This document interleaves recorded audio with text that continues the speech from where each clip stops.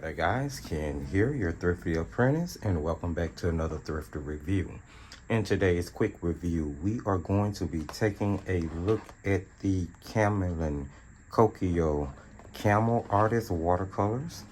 I have two sets here. We have a 24 assorted shade set and a 12 assorted shade set. And let me tell you guys the really quick story behind why we're looking at two different sets. So I purchased the 12 assorted shade 20 milliliter tube set. I want to say about a year ago. I was testing the paints and painting with them and playing around with them. And I was honestly about to get ready to review them. It had taken me a couple of months to really get to that point. And about that time, I received a care package from a sponsoring viewer. And in that care package was this 24 assorted shade 5 milliliter tube set. So I decided to hold off on the review for the 12 tube set and to use the 12 additional colors out of the 24 set in order to test them before I did the review. Now let me be clear from the very beginning. We're looking at two different sets that are just simply different sizes in different tubes. But the paint and the paint quality is exactly the same between the two sets. Now currently you can find three different sets. You can find the 12 20 milliliter tube set. You can find an 18 9 milliliter tube set. And you can find the 24 5 milliliter tube set. There are 48 colors in the entire range, but 24 shades is the largest I was able to find as far as the sets that they offer. Now, Kokuyo Camlin is a art company out of India. They do produce their own paints. Again, the quality between both sets are the same. And as far as I understand from the research I was able to do, that they are like the predominant company in India as far as artists or as far as products go, I guess, especially watercolors.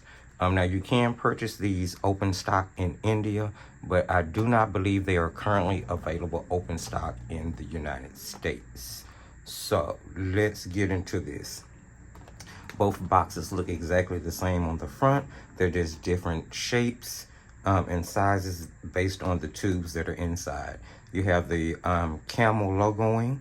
It lets you know that it has the AP seal conforming to the ASTM D4236 regulation, making it non-toxic. You're going to have the exact same logo on both sets. Artist watercolor tubes, assorted shades. This one's 24 5 milliliter tubes. This one is 12 20 milliliter tubes. You got the exact same artwork on the front of the box. The artwork is courtesy of, and please forgive me if I mess this name up, but I'm going to do my best. The artwork is courtesy of Mr. Sagnik Bishwas. I'm so sorry if I messed it up. I'm sorry, okay? And it says Camel Art Foundation 2016. Taking a look at the side of both boxes here, you're going to have the Kokuyo Camlin Ltd. It gives you the address again in India along with the website. Other important information, there's a telephone number, a support emailing address if you need it. Here we have Camlin Kokuyo. Product is watercolor assorted shades. There's a MRP, which is like how much it cost. And of course, this is not in American dollars. We'll get into how much I paid for, or how much both cost, let me say it like that, because one of them I purchased and one of them was a gift. So, and then it just lets you know what the net quantity of each box is. Says the exact same thing on both sides of the boxes, with the exception of the number of tubes. Again, the same thing on this side. And again, the same thing on the back side. Flipping the boxes over on the back. And forgive that glare, I'm so sorry. We're just gonna see if I can hold them up like that. So we have Same Camlin logo and information from the front of the box. It says Camel Artist Watercolors are formulated using the finest quality pigments to ensure maximum purity, transparency, and clear tones. The even texture of color, richness of hue, and uniformity in various tonal values are the hallmarks of Camel Artist Watercolors. There are 48 shades available in 20 milliliter tubes. So you can get our 48 shades in tubes as big as 20 milliliters a piece, which are the size of the tubes that's in the 12 count set. All right, so there you have it. That's what the front of the boxes look like. Let's bust these bad boys open. Nothing printed on the inside of the lid of either box.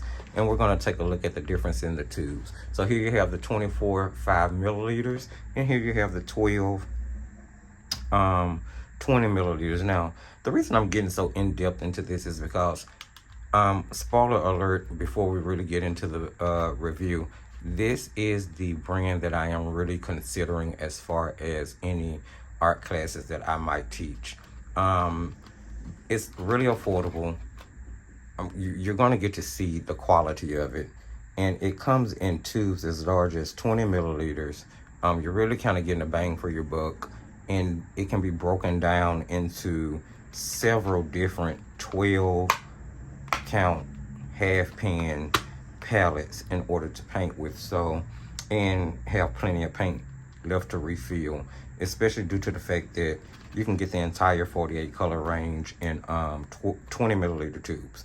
So with that said, a 20 milliliter tube looks like this. It has the Camel logo on, Artist Watercolors, 20 milliliters. It gives the color number for each of the colors. So in this case, 449. This is vermilion hue. It gives a light fast rating.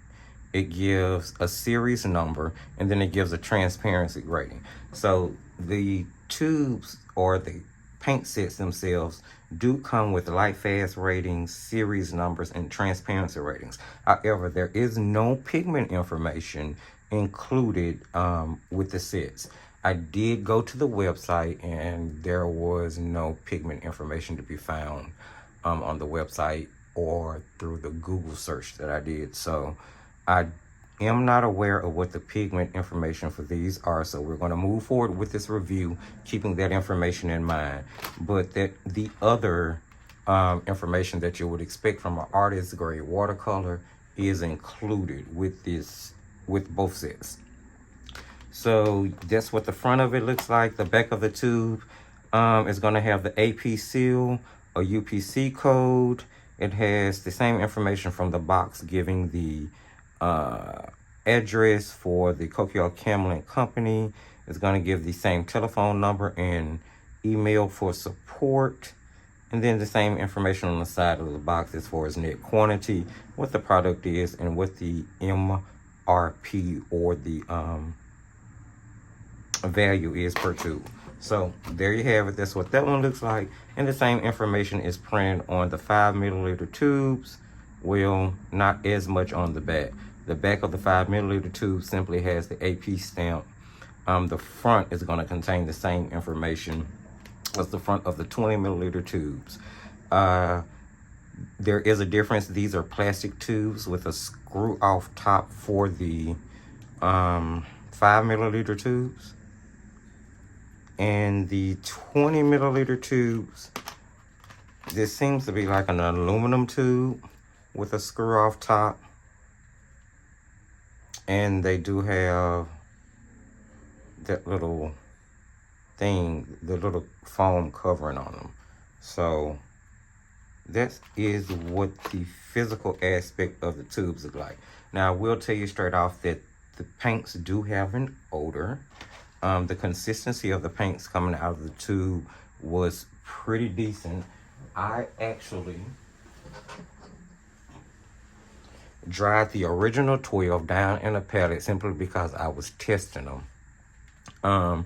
Again, I had in mind that I was going to be making other palettes from the paint, so I didn't want to just pan up everything. So I put the 12 original ones, excuse me, in a palette that I purchased from, I don't know, I think maybe Michael's, or maybe it was Hobby Lobby, one of those stores. And then when I got the 24 set, I glued some half pans down right above the original 12 and just panned up the additional 12 colors that I didn't already have panned. Now, be aware that the 12 colors that come in the 12 set are the same colors that come in the 24 set. So I'm going to assume that if you got the 18 set, you'd get the 12 in the 18 and then the 18 in the 24. So if you're really interested in getting a set, considering the fact that they're also affordable, you will probably be better just getting the 24 5-milliliter tubes if you're just doing it for yourself for single use. I would come out better getting the 20-milliliter tubes because I'm thinking about making more than one palette from it. So there you go. There you have all that.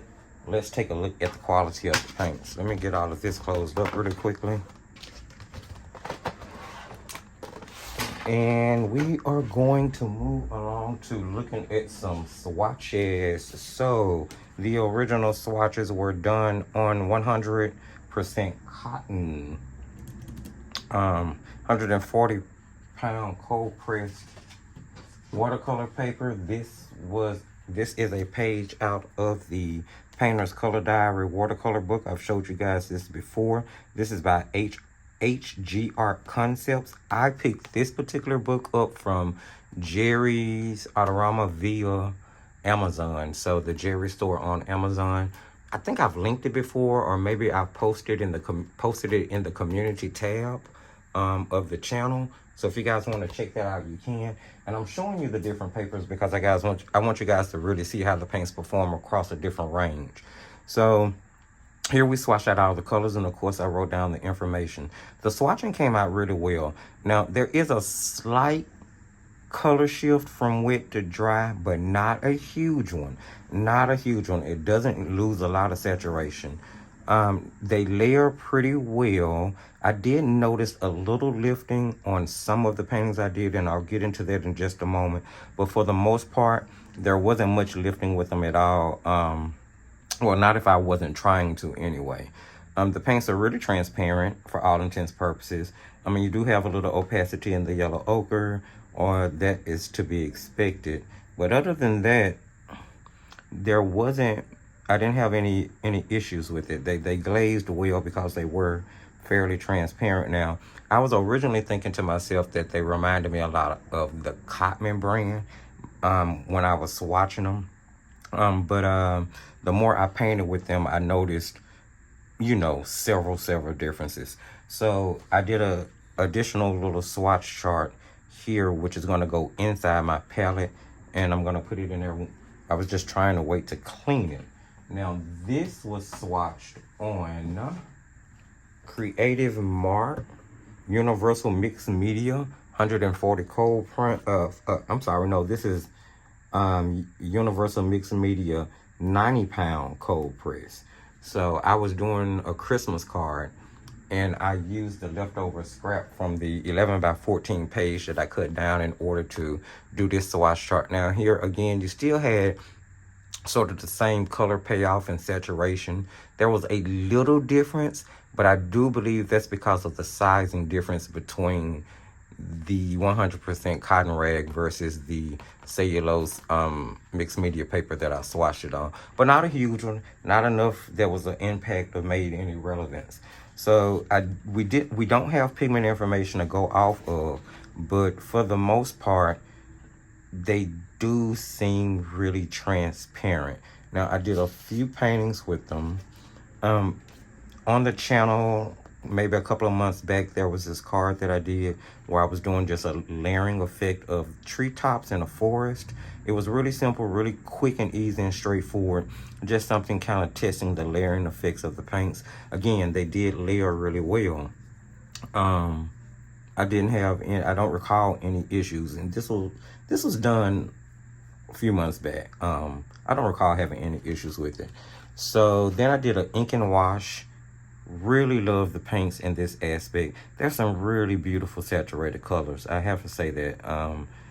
I didn't have any complaints about that. The coverage is really good. Again, I was able to glaze really well. I love the glazing effect, the fact that I was able to add shadow into this ink and wash without lifting the original color or the original layer that I put down. But then when I wanted to lift in order to get back to the white of the paper to add in highlights, I was able to do that with little effort. The paints re-wet really well after being dried down. Now I told you from the tubes they had sort of a scent to them. Now once they dried in the palette, that scent did dissipate just a little bit, but if you close the palette up for a day or two, when you reopen it, you can still smell it. So that is some information you may want to know in case you're sensitive to odor. So there is that to keep in mind. I do like the fact that they use, you know, real names: lemon yellow, gamboge, Naples yellow, Indian yellow, permanent orange, scarlet. They're using real names. There's no cutesy artsy names. But then again, I do believe, as I said earlier, this is the primary artist company for India, from what I can tell. So you would expect that type of quality from them. Next, there is a tutorial that went up on the channel. I don't know if it was before this video or if it's going to be after this video, but it is of some little gift tags here. I did these because we do have Christmas coming up and I got a few gifts I need to wrap. I needed a few tags for them. So we did that along with the original card on, and yes, I'm showing you guys the paper. I want you to see it. Be Inspired, Be Paper Company, Watercolor Artist Studio Pad. This, again, is 140-pound cold pressed paper. Now, you can pick this up at, like, Walmart. It's everyday run-of-the-mill cellulose student grade paper. It's cool for testing when you, maybe card making, things of that nature. You know, I wouldn't do anything I was going to commission, sell on it, but it's really good for just practice around the studio. And I really like the way that those tags came out. It's good for things like that: cards, tags, bookmarks. I really like it in those applications. Lastly, I did, and oh, I love the way I was able to do the tone on tone layering in this one. And they work really well because with other products, because I use some colored pencils here. I use some white gel pen. Here they work really well with those Creative Mark fine liner inkers. So, you know, they held their own against other products without losing value. Lastly, I finished up this Christmas painting. I really wanted to use them in a mixed media effect. This is Arteza linen watercolor book. I love these. This paper is really nice. It kind of puts me in the mind of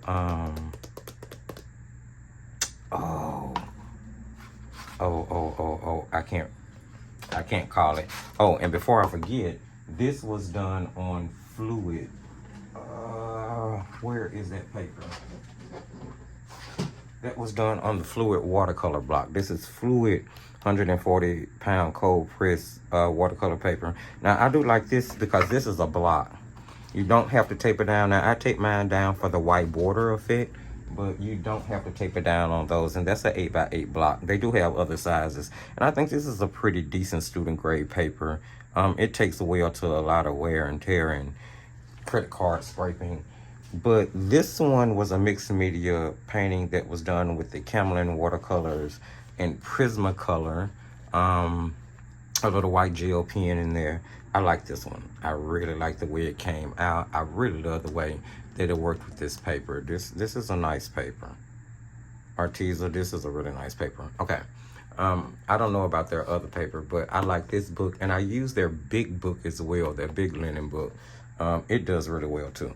So, for all intents and purposes, I think that the paints are a good buy. I do definitely recommend them for beginning. They're really nice. They probably make really nice to you know, tube up and make a travel set out of.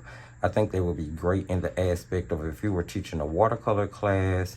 Yeah, I can see it. The paints are really affordable. The 12 to 20 milliliter set is currently running 20 bucks. And when you look at that, that hits you for about $1.66 a tube for a 20 milliliter tube. So that's actually priced pretty decently. You have the 24 5 milliliter tube set, which is currently running $14, which is hitting you for about 58 cents a tube, which definitely puts these paints in the budget price range, but the quality is definitely in like the beginner artist range for me.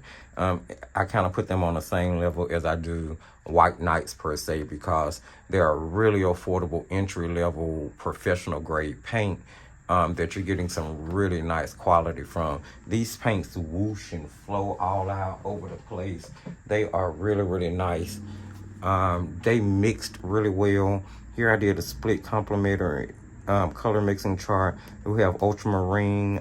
We have the crimson lake and the lemon yellow. Got some really nice mixed colors here. Bright orange, a pretty green, a nice violet. I was able to mix other violets here.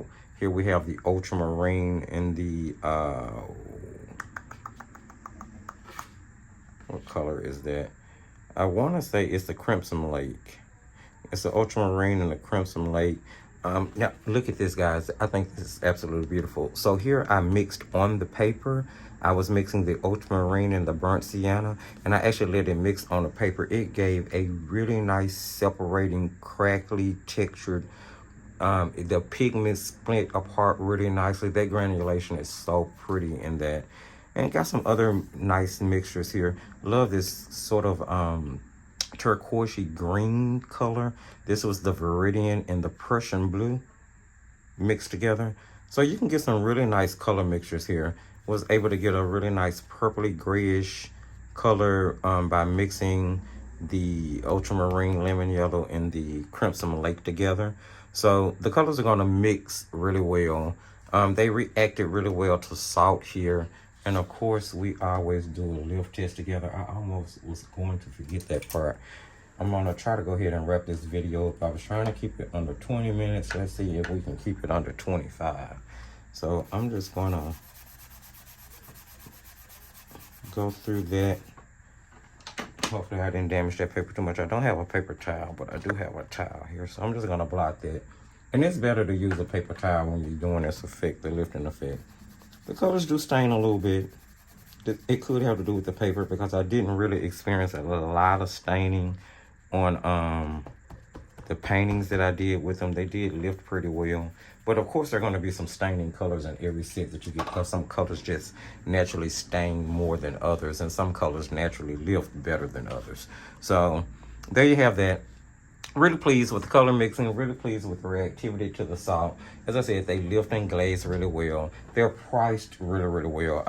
Definitely one I would say, if you're a beginner and you're looking for a really, really nice set, go for it. If you're a teacher, you're looking for a nice set to teach your students where you're going to get plenty of paint, and it's going to be very budget friendly, I definitely say go for it. If you're looking to build your travel set, or even if you are someone who sells curated sets, I would definitely recommend it. Nice quality. All right, guys, if you found anything helpful in this video, don't forget to give it a thumbs up. Remember, it helps the channel grow. Go ahead and share the video. Maybe someone else can use this information. Don't forget to subscribe and hit the notification bell so you'll know when new content comes out. Go ahead and follow us on the Thrifty Apprentice Facebook and Instagram and TikTok page. There's a link in the video description, which is going to give you, take you to the new Facebook group for the channel, Watercolor Paints, Pencils, and Pastels. Come on, guys, join us there. Respectable place for artists, and I am really looking to grow that group. I'll also link both sets in the video description, so in case you're interested, you can source them. Am I forgetting anything? There is a recommended My most recommended products are going to be linked in the video description as well as the very bottom, at the very bottom. And don't forget, as I tell you guys in every single video, just keep painting.